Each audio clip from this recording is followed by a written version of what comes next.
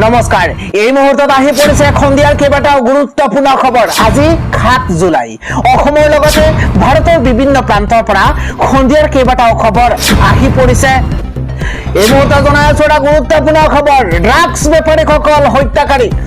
এবাৰ বদৰুদ্দিন আজমলৰ তৰফৰ পৰা মন্তব্য। ড্ৰাগছ বেপাৰীৰ ঘৰ বুলডোজাৰ চলাই ভাঙি দিয়া উচিত।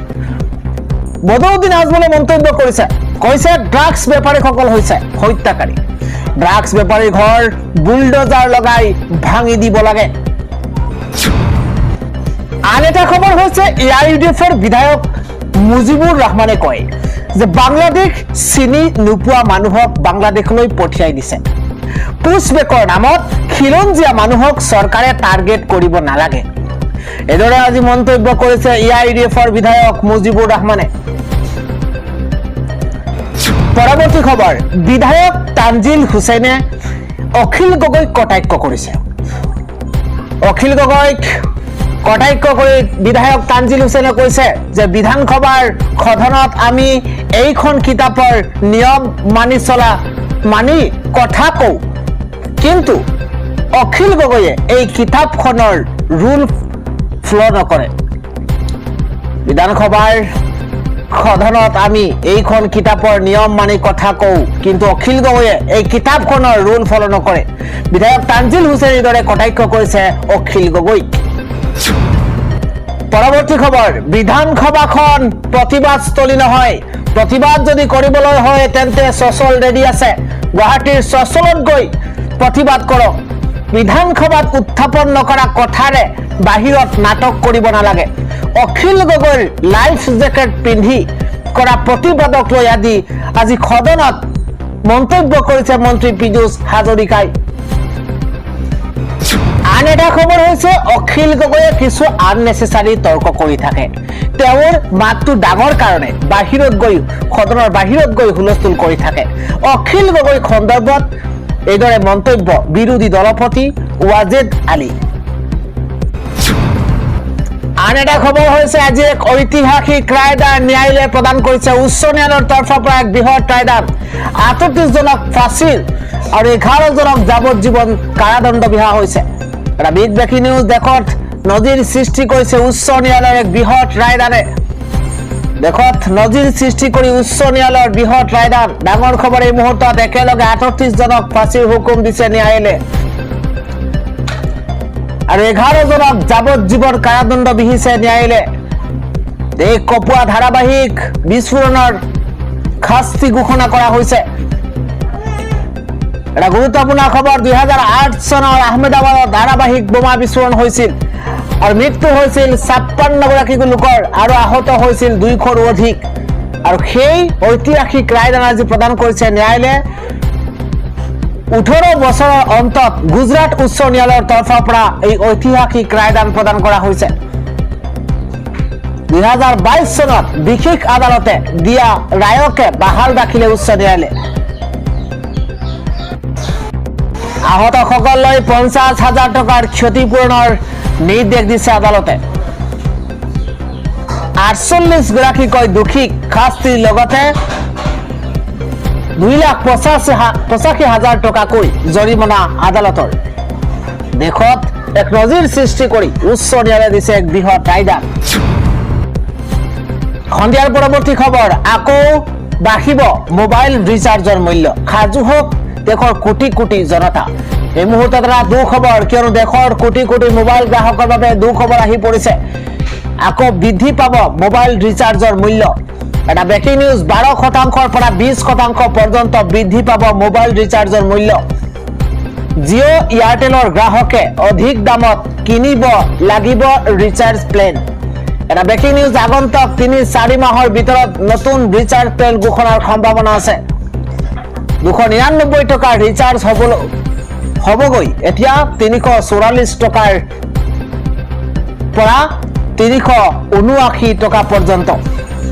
5G আন্তঃগাঁথনি উন্নয়নৰ বাবে গধুৰ বিনিয়োগ কৰিব টেলিকম কোম্পানীয়ে। দেশৰ কোটি কোটি মোবাইল গ্ৰাহকৰ বাবে দুখবৰ আহি পৰিছে। পৰৱৰ্তী খবৰটো হৈছে গছ কটাত বাধা প্ৰদান। এবাৰ বনৰক্ষী গুলীচালনা নগা দুৰ্বৃত্তৰ। এটা ব্ৰেকিং নিউজ। বিহালী সংৰক্ষিত বনাঞ্চলত ভয়ঙ্কৰ গুলিচালনা। এবাৰ বনৰক্ষীক টাৰ্গেট কৰি নগা দুৰ্বৃত্তই কৰিছে গুলিচালনা।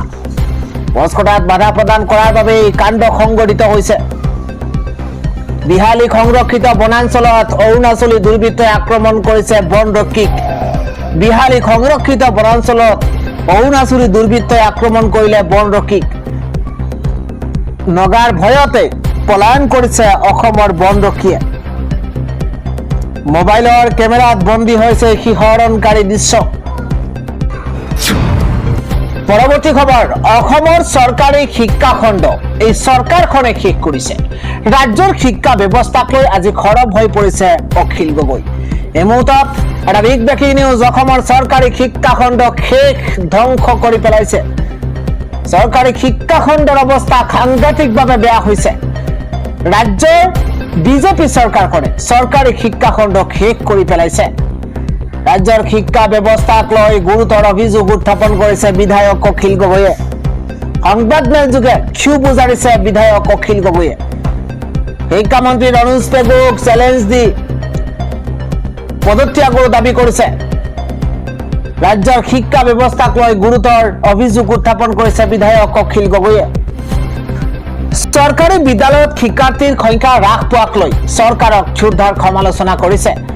এই সন্দৰ্ভত শিৱসাগৰৰ বিধায়কজনে সংবাদমেলত বহু তথ্য দাঙি ধৰিছে। 2021-22 শিক্ষাবৰ্ষত মুঠ নামভৰ্তি কৰিছিল 75,44,960 জনে।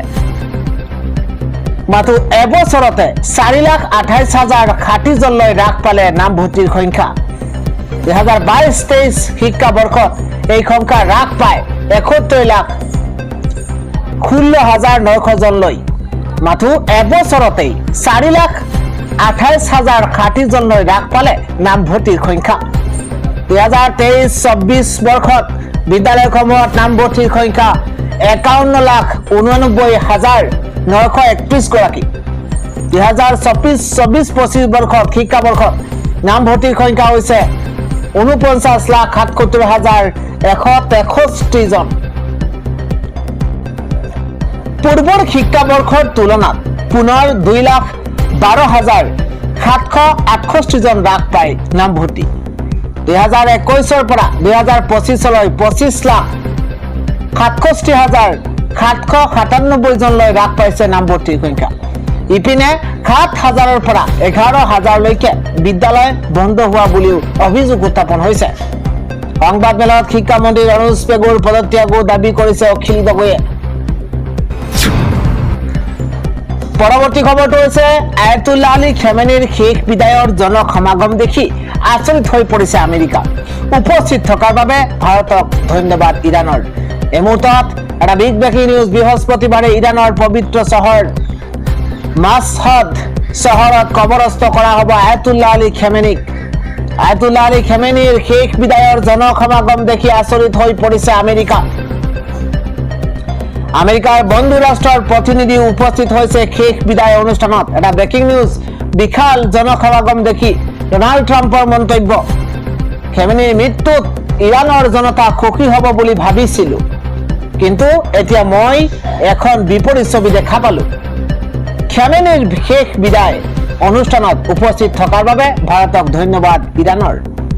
বিপদৰ সময়ত ভাৰতৰ অংশগ্ৰহণে দুই দেশৰ মানৱীয় বান্ধোনক প্ৰতিফলিত কৰিছে। ইৰাণৰ জনতাৰ কাষত থিয় হোৱাৰ বাবে ভাৰতৰ ওচৰত আমি কৃতজ্ঞ। ভাৰতস্থিত ইৰাণৰ দূতাবাসে প্ৰকাশ কৰিছে বিবৃতি। বৃহস্পতিবাৰে ইৰাণৰ পবিত্ৰ চহৰ মাছহাদ চহৰত কবৰস্থ কৰা হ'ব আয়াতুল্লাহ আলী খেমেনিক। খেমেনিক শেষ কৰিলে আমেৰিকাই, কিন্তু আমেৰিকাই শেষ কৰিব নোৱাৰে খেমেনিৰ আদৰ্শ। মানুহক শেষ কৰিব পাৰে, কিন্তু তেওঁৰ আদৰ্শক নহয়। খেমেনিৰ আদৰ্শৰ সুগন্ধই কোটি কোটি মুছলমান জনতাক আৱৰি ৰাখিছে। আমেৰিকাৰ কোনো সভ্যতা নাই, কোনো সন্মান নাই।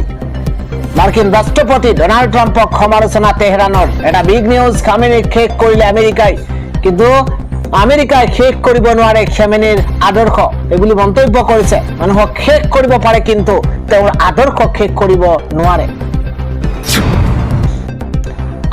আৰু হৈছে অৱশেষত বাইক ঠেলা গাড়ীত উঠাই বিধানসভাৰ চৌহদ আহি পালে অখিল গগৈয়ে। E20ৰ বিকল্প বিচাৰি অখিল গগৈ এক আজব প্ৰতিবাদ দেখিবলৈ পোৱা গৈছে। দৃশ্য চাওক, এইদৰে বিধায়ক অখিল গগৈয়ে এক আজব প্ৰতিবাদ সাব্যস্ত কৰিছে। অখিল গগৈয়ে কৈছে মোদীয়ে খাই দিলে, গাডকাৰীয়ে খাই দিলে, বাইকৰ ষ্টাৰ্ট মাৰি ভাগৰি পৰিছে আজি অখিল গগৈ। অৱশেষত ঠেলা গাড়ীত বাইক উঠাই আহি পালেহি বিধানসভা চৌহদ। আগুৱাইছো পৰৱৰ্তী খবৰ। অখিল গগৈয়ে উত্থাপন কৰা সিন্ডিকেটৰ অভিযোগৰ বিধানসভাত তথ্য দিবলৈ প্ৰত্যাহ্বান। সদনত জয়ন্ত মল্ল বৰুৱা আৰু অখিল গগৈৰ তীব্ৰ বাক বিতণ্ডা আৰম্ভ হৈছে। সিন্ডিকেট উদঙাই দিম নেকি বুলি প্ৰশ্ন অখিল গগৈৰ। অখিল গগৈৰ দোকান বন্ধ হ'ব বুলি মন্তব্য মন্ত্ৰী জয়ন্ত মল্ল বৰুৱাৰ। অখিল গগৈ উত্থাপন কৰা সিন্ডিকেটৰ অভিযোগৰ বিধানসভাত তথ্য দিবলৈ আহ্বান জনাইছে জয়ন্ত মল্ল বৰুৱাই। পৰৱৰ্তী খবৰটো হৈছে আইন কানুন নহয়, লাগে মাথো এনকাউণ্টাৰ। মন্তব্য বদৰুদ্দিন আজমলৰ। আইন কানুন নহয়, ডাইৰেক্ট চলিব লাগে আৰক্ষীৰ এনকাউণ্টাৰ। এটা গুৰুত্বপূৰ্ণ খবৰ। এইবাৰ এনকাউণ্টাৰৰ দাবী আনিলে মৌলানা বদৰুদ্দিন আজমলে। নিচাজাতীয় সামগ্ৰীৰে জড়িত কোনো লোকক ৰেহাই দিব নালাগে। আজমলৰ তৰফৰ পৰা মন্তব্য, ধৰা পৰিলে শেষ কৰি দিব লাগিব অপৰাধীক। ড্ৰাগছৰ লগত জড়িতসকলক একোজন হত্যাকাৰী বুলি মন্তব্য কৰিছে বদৰুদ্দিন আজমলে। ইতিমধ্যে আমি জনাইছো গোটেই সমাজ বৰবাদ কৰিছে এই ব্যৱসায়ীসকলে। আইন কানুন নহয়, এতিয়া ডাইৰেক্ট চলিব লাগে আৰক্ষীৰ এনকাউণ্টাৰ।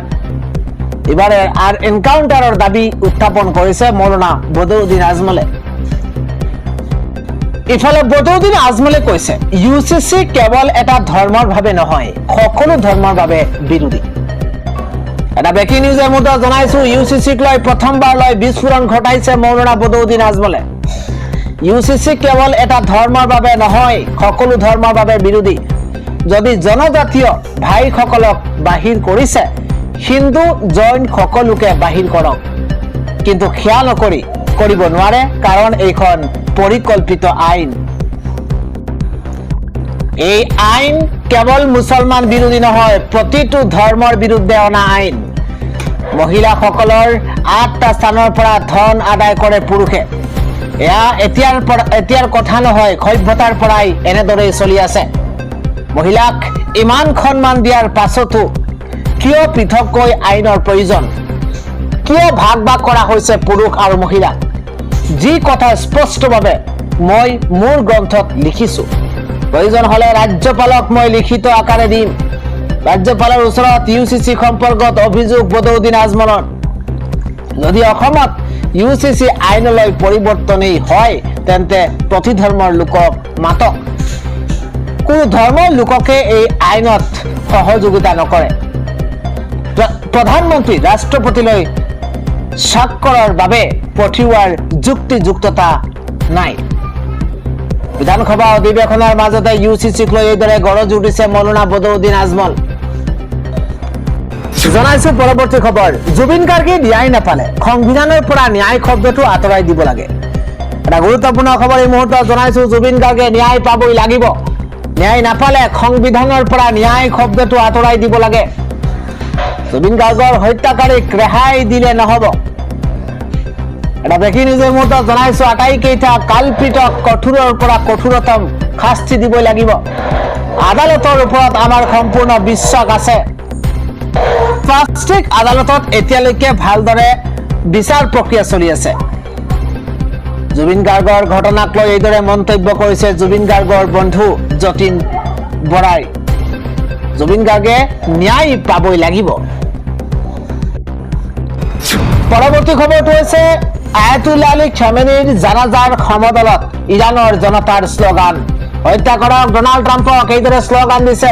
ইৰাণৰ লাখ লাখ জনতাক লাগে খামেনিৰ হত্যাৰ প্ৰতিশোধ। আয়াতুল্লাহ আলী খামেনিৰ জানাজাত ডনাল্ড ট্ৰাম্পক হত্যাৰ শ্লোগান। হত্যা কৰক ডনাল্ড ট্ৰাম্পক, এইদৰে শ্লোগান দিয়া হৈছে। খামেনিৰ জানাজাৰ সমদলত ইৰাণৰ জনতাৰ হুংকাৰ।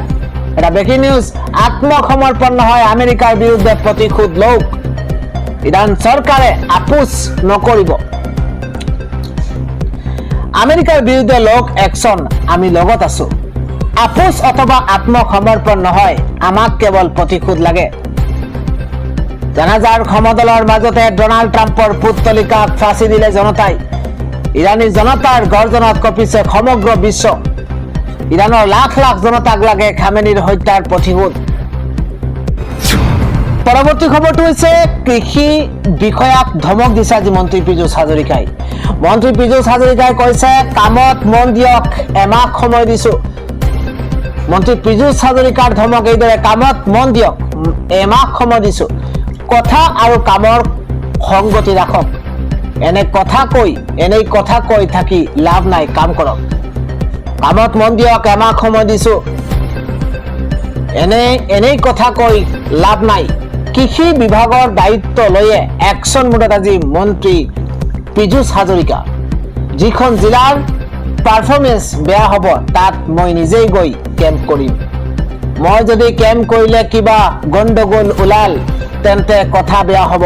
এইদৰে হুংকাৰ দিছে, কোনো পধ্যেই কম্প্ৰমাইজ কৰা নহ'ব। কৃষকৰ পঞ্জীয়নৰ ক্ষেত্ৰত কোনো পধ্যেই আপোচ কৰা নহ'ব। যিসকলে নিজৰ দায়িত্ব পালন নকৰে ব্যৱস্থা ল'ম। কৰ্তব্যৰ গাফিলতি কৰা বিষয়াৰ বিৰুদ্ধে কঠোৰ ব্যৱস্থা গ্ৰহণ কৰা হ'ব। দুই এগৰাকী ব্যক্তিৰ বাবে কৰ্ম সংস্কৃতি বিঘ্নিত হ'বলৈ দিয়া নহ'ব। এইদৰে সকীয় দিছে ৰাজ্যৰ কৃষি মন্ত্ৰী পীযুষ হাজৰিকাই। আন এটা খবৰ হৈছে আজি উত্তাল হৈ পৰিছে বিধানসভা। সমুখ সময়ত মন্ত্ৰী জয়ন্ত মল্ল বৰুৱা আৰু বিধায়ক অখিল গগৈ। মহলৰ পৰা ধন লয় অখিল গগৈয়ে, শীঘ্ৰে বন্ধ কৰি দিয়া হ'ব অখিল গগৈৰ দোকান। গুৰুত্বপূৰ্ণ খবৰ, মাজে মাজে মহলৰ পৰা ধন লৈ থাকে অখিল গগৈয়ে। শিৱসাগৰৰ মহলৰ পৰা টকা পইচা লৈ থাকে অখিল গগৈয়ে। অভিযোগ উত্থাপন হৈছে বিধানসভাত এই বিস্ফোৰক মন্তব্য মন্ত্ৰী জয়ন্ত মল্ল বৰুৱাৰ অভিযোগ, বিস্ফোৰক অভিযোগ। বিধানসভাত এইদৰে অখিল গগৈ আৰু মন্ত্ৰী জয়ন্ত মল্ল বৰুৱাৰ মাজত তীব্ৰ বাক যুদ্ধ আৰম্ভ হৈছে। জনাইছো পৰৱৰ্তী খবৰ, হিমন্ত বিশ্ব শৰ্মা চৰকাৰে চলোৱা উচ্ছেদ অভিযানক সমৰ্থন জনাইছে বদৰুদ্দিন আজমলে। বাংলাদেশীৰ বিৰুদ্ধে উচ্ছেদ অভিযান চলাই যাওক। উচ্ছেদ অভিযান চলোৱাত আমাৰ কোনো অসুবিধা নাই, কিন্তু থলুৱা লোকক উচ্ছেদ নকৰিব। থলুৱাক উচ্ছেদ কৰিলে আমাৰ অসুবিধা আছে। থলুৱা লোকৰ বিৰুদ্ধে উচ্ছেদ চলালে আমি বিৰোধ কৰিমেই। কোনো বাংলাদেশীৰ পক্ষত আমি নহয়, আমি কেৱল থলুৱা খিলঞ্জীয়াৰ পক্ষত। বাংলাদেশী আছে, উচ্ছেদ কৰি যাওক, আমাৰ কোনো আপত্তি নাই। আজমলৰ মন্তব্য কিন্তু পুছবেকৰ নামত স্বদেশী খেদিলে নহ'ব, এই মন্তব্য কৰিছে মৌলানা বদৰুদ্দিন আজমলে।